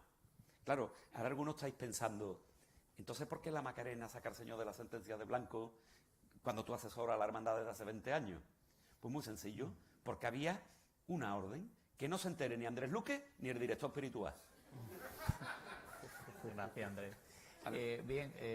José Carlos Pérez Morales ha dicho que cuando vemos arquitectura regionalista estamos atendiendo a un criterio de identidad, se identifica con los sevillanos. La marcha Amarguras que se hace en esta reinvención regionalista de Sevilla se interpreta con orquesta sinfónica, con banda de jazz o a la guitarra y parece otra cosa, no está solo identificado con los sevillanos, sino que trasciende el asunto, ¿no? Esto no lo consigue la arquitectura. Porque lo primero que habría que hacer, que es lo que sí se consigue con la marcha, es un reconocimiento, pero no un reconocimiento a nivel público, sino un reconocimiento a nivel personal. Yo la escucho, la reconozco y me identifico con ella. Eso, lamentablemente, la arquitectura no lo consigue. Si lo hubiera conseguido, hoy tendríamos muchísimas casas regionalistas, incluso lo que es la valoración física de ellas, no pasaría como he puesto ahí, que los almacenes, ¿no?, que se estaban tirando eran de Aníbal González, a sabiendas. Pero ¿cuál es el problema? Que tenemos una ley de patrimonio histórico, tanto en Andalucía como en España, que todavía no está incluida en ese catálogo. Es una pena que algo que supuso un intento de identidad no esté metido en el catálogo, por lo menos por la sencilla razón de lo que se buscaba es ese renacimiento que en realidad no lo consiguen. Otras artes igual pues tienden a esa identificación, música, bordado incluso, aunque ya me da miedo hablar con Andrea aquí al lado, me vaya a relatar cualquier cosa. Pero sí que es una pena que la arquitectura, con los buenos ejemplos que ha tenido, no llegara a eso. Incluso el edificio que tenemos en la Plaza Nueva, de la Telefónica de Talavera, también estuvo en un momento en peligro, y el de Traver de la otra esquina, con ese torreón tan barroco, también estuvo en peligro y el ayuntamiento lo intentó tirar. Los propios regionalistas se defendían entre ellos. Con lo cual, el hecho de que asociaciones como Aproa ahora pues quieran introducir esa arquitectura dentro del catálogo del patrimonio es un avance, pero mental, ¿no?, identitario. Ese es el problema de la arquitectura. Y después la funcionalidad. La arquitectura que se necesitaba en ese momento no es la que se necesita ahora. Ahora hay que aprovechar la altura. Ahora es mejor hacer un bloque de 80 plantas que una casa de 2 habitaciones. Entonces esa es la lógica. Yo sí quería comentar algo, retomando la cuestión que has planteado. Yo creo que, entendiendo tu pregunta, creo que estos artistas, en el caso de los pintores y los escultores, voy a circunscribir a mi apartado, creo que sí han tenido una incidencia incluso a día de hoy. Si hablamos, por ejemplo, de escultura, es indiscutible que hay que citar a Castillo, porque al fin y al cabo es el que conecta la obra civil, es decir, tiene una fase identificable, que es la primera, de trayectoria profana, con la imaginería religiosa. Entonces, las aportaciones que él hace sí tienen una incidencia en los escultores de las generaciones posteriores. Es decir, la aportación con los grupos escultóricos de sus pasos de misterio, al crear figuras secundarias que son reconocidos por todos, Anás, Caifás, el soldado romano, Claudia Prócula, el esclavo etíope, etcétera, de algún modo está creando un modelo patentado por él, entre comillas, potenciado por él, que luego otros artistas sí han tomado, y a día de hoy se siguen haciendo, cuando se puede, este tipo de misterio, formulando lo que Castillo pensó a principios del siglo XX. Incluso la organización que él tiene de los pasos de misterio al principio de su quehacer de imaginería sí está muy influido por el realismo decimonónico, por el historicismo. Él se inspira directamente en muchas pinturas de artistas finiseculares del XIX. Luego, cuando llega el año 32 y el año 36, pues claro, lógicamente la situación cambia, y además él mismo lo comenta, lo reconoce, llega a confesar que cambia su estilo hacia un neobarroco, porque sabe lo que se está jugando, que es mucho. Y porque incluso llega a decir que en España ser escultor civil es sinónimo de heroísmo. Es decir, a ver quién vive trabajando solo en escultura civil y no escultura religiosa. Llega a afirmar que el que trabaje en la imaginería comerá y vivirá. Entonces, esa transformación que se produce, sobre todo a partir del año 36, en la que le lleva a hacer más pasos de misterio y también más vírgenes dolorosas a su gusto, vírgenes que son de una edad incluso inferior a la de Cristo, como se había hecho también en el Renacimiento, porque Miguel Ángel, cuando talla la Piedad del Vaticano, la Virgen es más joven que Cristo. Pues esa tendencia de Castillo, que además se identifica con la mujer sevillana andaluza en términos generales, sí es perpetuada. El propio Antonio Illanes, que era discípulo de Francisco Marcos, se consideraba en la imaginería discípulo de Castillo, seguidor de él, lo defendió incluso al final de su vida, en determinados asuntos, uno de ellos de la Esperanza de Triana. Entonces, Illanes continúa con el trabajo de Castillo en algún sentido, Fernández Ande y tantos que trabajaron en su taller, porque al fin y al cabo era el taller más numeroso que ha tenido y el más copioso que ha existido nunca en la historia de la escultura sevillana, del taller de Castillo. Y en el caso de los pintores, ya termino, en el caso de los pintores también, por ejemplo, el propio Santiago Martínez, colabora con su hermandad, que es la Hermandad de San Lorenzo, diseña el paso, y lo hace siguiendo ese estilo de regionalista que trae, he aprendido pues con el propio Gonzalo Bilbao, aprendido también con Sorolla y tantos otros pintores que colaboran, pues Leiter también, incluso ahora no recuerdo el nombre, pero en definitiva sí existe una colaboración y una incidencia que yo creo que de algún modo se ha perpetuado. Cuando se hace una imagen escultórica o pictórica, normalmente en el ámbito cofrade, por así decirlo, de la imaginería religiosa, procesional o no, sí se tienen en cuenta estos maestros de principios de siglo que supusieron, desde mi punto de vista, humilde punto de vista, un referente para los que han venido después. Cuando se ve la pintura italiana en la que se basa muchas veces Castillo Lastruzzi para componer sus misterios, o los ejemplos del Renacimiento que has apuntado, se ve que era un artista formado y que toma muy buenos ejemplos del pasado, incluso del ámbito internacional. Pero en muchas ocasiones los escultores de hoy toman pocos modelos, aunque muy seguros, para hacer sus propias composiciones, ¿no? Por ejemplo, Juan de Mesa, básicamente en el caso de los crucificados, o Martínez Montañés en el caso de los escultores, perdón, de los nazarenos, ¿no? Y entonces esto quiero decir que quizá entre esos grandes ejemplos del pasado y los escultores actuales se ha perdido ese eslabón de los escultores que tú has estado mencionando anteriormente. Quizá ahí tengamos más que ver los historiadores del arte por los conocimientos que se han ido haciendo, las publicaciones y todo esto, ¿no? Posiblemente un poco ahí haya una pausa en la cadena evolutiva. Yo no estoy muy de acuerdo contigo, pero con todo el respeto del mundo. Creo que sí hay una continuidad porque, en definitiva, es decir, cuando estamos hablando de imágenes religiosas, tienen un fin verdaderamente profundo, espiritual, es decir, son auténticos instrumentos de la fe, son vehículos, ¿no? Y por esa razón tienen que mantener un criterio conservador, es entendible, es perfectamente razonable. Entonces, los modelos que se crean y que se tipifican y que cristalizan a principios del 20 sí tienen una incidencia a día de hoy. Cuando se estrena una imagen normalmente hay referencias. Y entre los escultores, por circunscribirnos a Sevilla, entre los escultores o imagineros del siglo XX, salvo contadas excepciones de casos geniales, como puede ser, por ejemplo, Luis Ortega Bru, el resto mantiene una línea bastante tradicional, ¿eh? Y lo más importante es que, desde mi punto de vista, logran materializar lo espiritual, es decir, logran darle una forma plástica a una idea, un sentimiento religioso que podamos tener en nuestro interior. Y eso es verdaderamente difícil. Y estos artistas de hoy se basan en esos artistas normalmente del pasado, que si es el pasado inmediato son de la generación de Castillo, y si nos remontamos al barroco pueden ser un Juan de Mesa o un Montañés. Sí. Disculpa un segundito, yo estoy de acuerdo contigo, Jesús, y contigo, Bárbara. Permitidme un pequeño matiz. Sí, no, es que lo que has expuesto es así, es rigurosamente así. Pero lo que has puesto, Álvaro, creo que también se da. Fíjense una Juan cosa. de Mesa no se conocía en 1919. Claro, pero fijaros bien a dónde voy. Yo voy a otro matiz. Se conocían sus obras.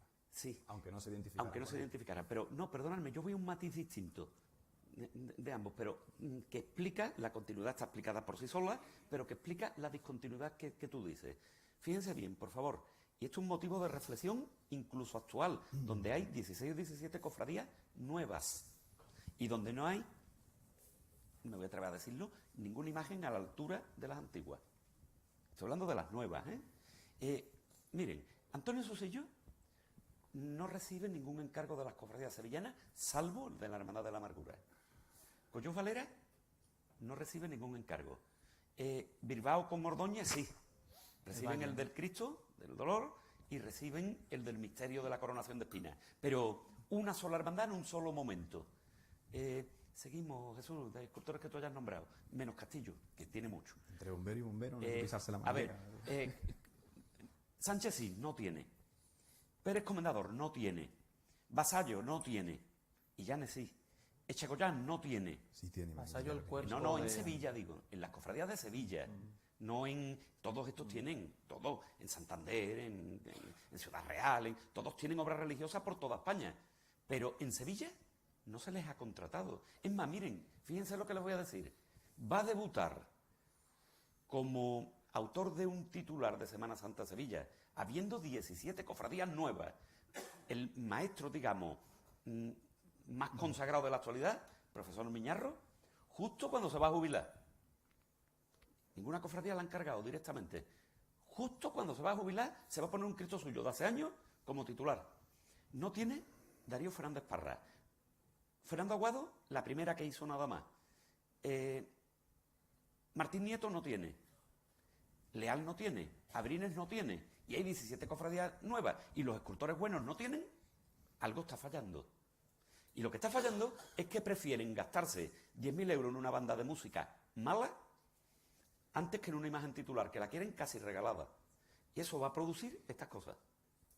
Claro, hay una tradición que si viene cuando va un escultor bueno, cuando va un especialista, cuando la hermandad lo paga. Cuando llegan los aficionados, cuando llegan tal, cuando llegan... Pues no. Hay un pequeño matiz. La Hermandad de la Amargura encargó el cuerpo actual de nuestro Padre Jesús del Silencio a Juan Luis Vasallo. Por lo menos tenemos uno de los grandes escultores que después ha habido.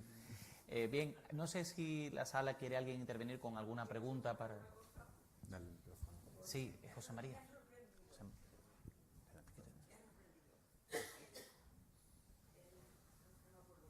José Carlos. José Carlos. Que la cultura, yo tengo una definición propia de cultura que me sirve a mí. Políticamente soy muy poco correcta. Y la cultura es la respuesta que una sociedad da a los problemas que se le plantean en un momento. Y en esto, y con eso enlazo con los otros tres. Los artistas sevillanos de principios de siglo no eran conformistas. O sea, no se conformaban con lo que había, sino que lucharon por innovar. Bordadores, arquitectos, pintores, escultores, entonces lucharon por innovar. Entonces, y en la actualidad no se lucha por innovar, se lucha por mantener tradiciones. Tradiciones de 1950, no anteriores. Entonces, yo no soy de aquí y puedo hablar con cierta libertad, porque como no soy de aquí y de esto no entiendo, porque soy de Paipal Norte, me lo han dicho tantas veces que yo ya digo que soy de Salamanca y Sosa. Pero encuentro que pasa eso. Tradiciones de antes de ayer suplantan a pozos antiguos y auténticos. Yo creo que ese es el tema. Ese es el tema que usted habla en el que lo he querido llamar así, en el laboratorio que es la Sevilla de comienzos del siglo XX, que ya hemos comprobado que en todos los ámbitos hay mucha experimentación, que es una palabra que hoy yo creo que no se hace, y si no que me corrijan, pero hoy casi todos los artistas quieren ir sobre seguro. ¿Qué quiere decir? Yo voy a un modelo que sé que va a gustar, aunque se hagan las cosas mal, Sí. que es lo que comentaba Andrés. Sí, bueno, sí se hace, sí hay mucha experimentación. Lo que pasa es que las cofradías a esos artistas no los quieren. Podemos citar Miguel García Delgado, Miguel Fuentes del Olmo, hay muchos escultores actuales que trabajan el tema religioso, pero que quizás no sea su modo experimental idóneo para las cofradías. Que se queda Claro. en un sustrato un poco individual, ¿no? Claro. Íntimo, que al final no conocemos, a no ser que personalmente nosotros tengamos ya nuestro concepto de ciertos artistas y demás. Y además también creo que se me olvidó al hablar de la arquitectura, que uno de los motivos por lo que no eclosiona como debe de eclosionar es porque llega un momento, en los años 30, a partir del 39, yo creo que se pierde totalmente la libertad. En el caso de Traver, que es el que yo puedo fundamentar, él no tiene libertad de crear. Él hace una arquitectura autárquica al servicio de Franco. Y además, pues eso al final se va a ver o va a derivar en ese miedo, a lo mejor entre comillas, a no salirme del tiesto, vaya a ser que... y eso también interviene, yo creo que en todo, ¿no? En la escultura se potencia la escultura del siglo de oro. Y se crea una escuela de imaginería que es Como única en identidad, España. y además como identidad, porque dentro de lo que se denomina la Dirección General de Regiones Devastadas, lo que se quiere, lo que Ramón Serrano Súñer, lo que es una recomposición física y moral. O sea, a través de la arquitectura y de las artes, recomponer al pueblo físicamente, pero moralmente. Pero moralmente a aquellos que han ganado, ¿no? Porque a los que han perdido no se los recompone. Pues ahí está la utilización de las artes también con un fin un poco político, en esa época además bastante a ojos de todos, ¿no? Bueno, y la continuidad, porque el barroco no se ha dejado de hacer. Barroco, si vemos las tendencias del 19, tienen un fondo barroco. Si ustedes cogen, por ejemplo, las vírgenes de Astorga, sí, la pureza neoclásica y tal y cual, pero los modelos iconográficos son barrocos. Es decir, hay una continuidad, ¿no?, que ha llegado hasta nuestros días. ¿Hay alguna otra pregunta? Bueno, si no hay ninguna otra pregunta, posiblemente este haya sido un buen prolegómeno para la exposición que se inaugure la semana que viene aquí en Cajasol, y no solamente de la que se va a exponer aquí en el patio, sino también a otra de creación que va a haber por parte del Ayuntamiento con una serie de artistas que van a hacer sus obras girando en torno a la amargura. Vamos a ver qué tal. Muy bien, pues muchísimas gracias a todos por vuestra colaboración, por este paseo que nos habéis dado por las artes, por Sevilla en 1919, con estas opiniones y estudios tan eruditos y con estas reflexiones tan valientes y tan contundentes. Y bueno, por ello la Hermandad de la Amargura os quiere agradecer este trabajo que habéis hecho para nosotros, y os vamos a entregar como recuerdo de este día,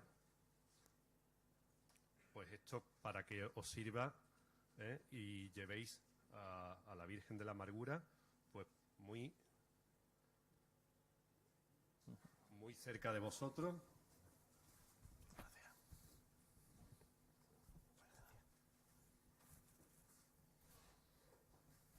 Donde podemos ver pues el logotipo que se ha confeccionado por nuestro hermano Jesús Mejía aquí presente, y el palio azul del que se ha hablado en el día de hoy. Pues muchísimas gracias por todo, y encantado de haberos tenido aquí. Igualmente, gracias. Gracias. Muy bonita.